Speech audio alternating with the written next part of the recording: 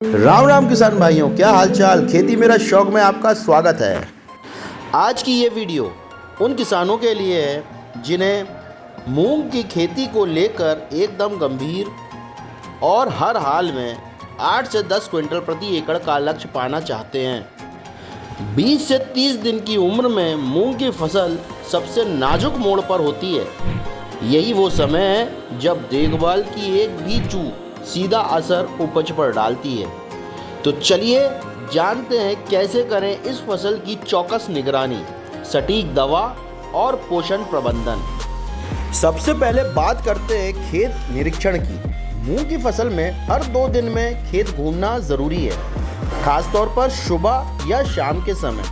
पत्तों के नीचे ध्यान से देखें, सफेद मक्खी जैसे स्ट्रेप्स जैसे चूसक कीट की हलचल दिखे तो तुरंत सतर्क हो जाएं। अगर पत्तियां सिकुड़ रही है, पीली हो रही है या इल्ली पत्तों को खा रही है तो दवा देने में देर मत कीजिए। हर खेत की अपनी कहानी होती है, इसलिए फसल की भाषा पढ़ना सीखिए।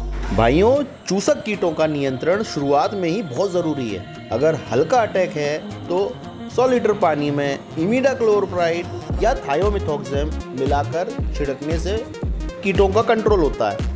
और अगर इल्ली है तो इल्ली के लिए आप एमामेक्टिन बेंजोएट, इंडोक्साकार्ब, क्लोरंत्रानिलीप्रोल, फ्लूबेंडाइमाइड, इतने आपको बहुत सारे इल्ली के लिए जो टेक्निकल हैं वो आप इस्तेमाल कर सकते हैं। गांव में ज़्यादातर किसान एक ही दवा बार बार करते हैं और फिर कहते हैं असर नहीं हो रहा। असल में कीटों की भी आदत हो जाती है और इसीलिए सुनिए अब एक खास टिप।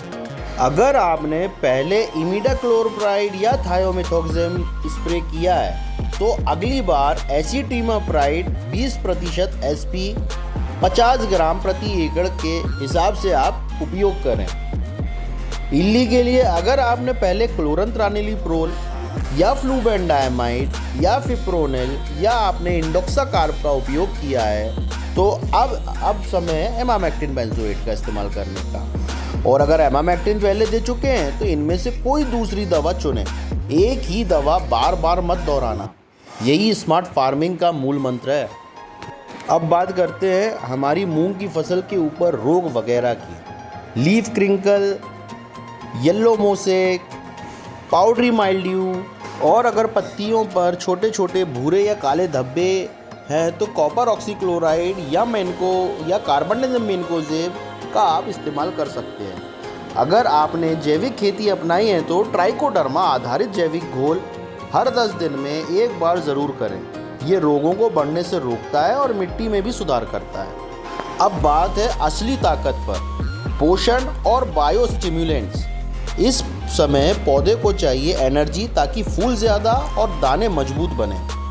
पहले 19-19-19 100 ग्राम प्रति 15 लीटर के हिसाब से हमको इसका फॉलियर स्प्रे करना है। इससे नाइट्रोजन, फास्फोरस और पोटाश तीनों मिलते हैं। इसके साथ साथ माइक्रो न्यूट्रिएंट्स भी बहुत ज़रूरी हैं।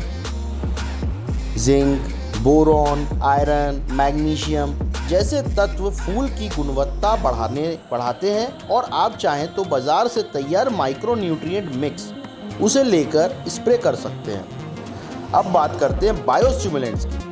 तो ये वो दवा है जो दिखती नहीं लेकिन असर बहुत दिखाती है। Seaweed extract, amino acid, humic acid, triacontanol, ये जो दवा है इनसे पौधों की जड़ें मजबूत होती हैं, फूल ज़्यादा आते हैं और फल भरते हैं। अब बात आखिरी लेकिन सबसे ज़रूरी चीज़, सिंचाई की।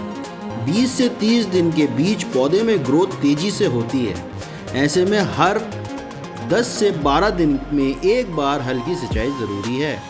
खासकर गर्मियों में अगर तापमान ज़्यादा है और मिट्टी रेतदार है तो 8 से 10 दिन में हल्की सिंचाई कर सकते हैं। भाइयों, लेकिन याद रखें, पानी खड़ा नहीं होना चाहिए। मूंग की फसल जल जमाव सहन नहीं कर पाती, इसीलिए सही तरीके से पानी देना ज़रूरी है। तो सिंचाई का विशेष ध्यान रखें। तो किसान भाइयों, आपने देखा, हर 2 दिन में निरीक्षण, समय पर कीटनाशक, रोग पर पकड़, पोषण की डोज और सिंचाई का संतुलन, यही है 8 से 10 क्विंटल उपज का रास्ता।